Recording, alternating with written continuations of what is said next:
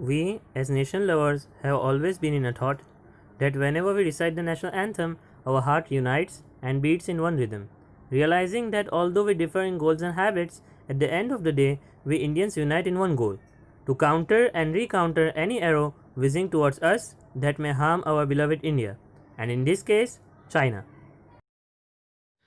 China has a really powerful weapon, and as Indians, we are going to suffer the most. Not COVID 19, not nuclear power, something even more dangerous the economy. So, today we are going to see about the master plan of China and how China dominates, bankrupts, and becomes a superpower, and how you and I will be impacted by that. In March, the Indian Navy found 12 underwater drones all the way from Beijing. Why? Right now, the whole world is fighting against COVID 19, and meanwhile, China is pushing its borders against Japan, Australia, Vietnam, and even India. Why? This is the worst time for our country to go to war. The Indo-China conflict has existed for several years, and China openly claims Ladakh and Arunachal Pradesh as its own territory. Since the last few weeks, you must have heard of problems in our border, both in Ladakh and Sikkim. The cases in India are not going down. Our economy is suffering. This is the absolute worst time for our country to go to war. Timing is everything. In this scenario, China wants to take advantage. Forget about helping their neighbors. China wants to wage war on them. The president of China, Xi Jinping, has publicly told his military to prepare for war. And the biggest weapon in this war is going to be the economy. I'll explain from the beginning. Asia and Africa have a lot of countries that need financial help, but to take a loan from the IMF or World Bank, the country needs to meet certain strict criteria. But China is helping them. China is building a highway in Pakistan. China is funding a port in Sri Lanka, and many other projects in countries like Nepal, Myanmar, Maldives, and many more. So far, this sounds harmless because Japan is also investing in India. So what difference does China's investment make? The problem is that these countries may not be able to pay China back, and that's where China's debt diplomacy begins.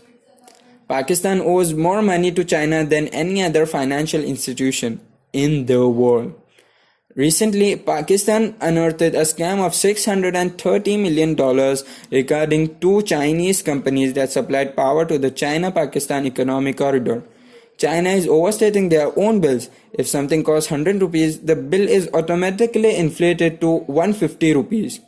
The port in Sri Lanka was supposed to create opportunities, but it is mainly empty. It takes time for a country to recover the cost spent in an infrastructure project. But if nobody uses them, how do they recover costs? So, timing is everything. As the time passes, the interest increases on the loan, and when the country isn't able to pay back the money, China comes in like a hero and says, okay, if you can't pay us back, then let us operate here. And like this, slowly, the Chinese population increases in that particular country. The Chinese debt traps are like getting addicted to sugar. Your body needs sugar because it gives you an instant boost. And by the time you realize that it is not actually good for you, it is too late.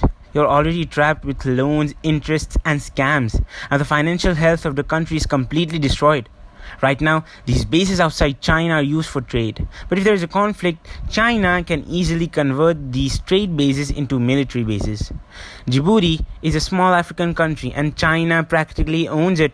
Now China has a military base in Africa and it is threatening the USA. All of this started with strategic investments in Africa. You see, a picture can speak 1,000 words. Look at China's investments in the last few years. Do you see a pattern? We are surrounded by China. This is China's string of pearls, using the economy to surround India and be prepared. In case of war, chances are that the attacks won't be from one side, it will be from multiple sides. China is using the economy to boost their politics and economy. China is smart. So basically, China has created a situation for us where we cannot afford a war. Because in case of a conflict in the future, tackling it by force is not an option for India anymore. Because of its money power, China has its allies all around us. So if we can't use bullet force, let's use wallet force. If economy is the weapon, then we are its distributors. We have to boycott Chinese products. This is not a motivational forward from WhatsApp. It's a fact. Mr. Sonam Wangchuk explained this in his YouTube video that we have to remove Chinese software from our phone in a week and Chinese hardware from our lives in a year. If 8 out of 10 you have are Chinese, don't throw them away. Not at all. This is an unrealistic and foolish expectation. But from now on, while buying something new, we can definitely check whether there is a local alternative available.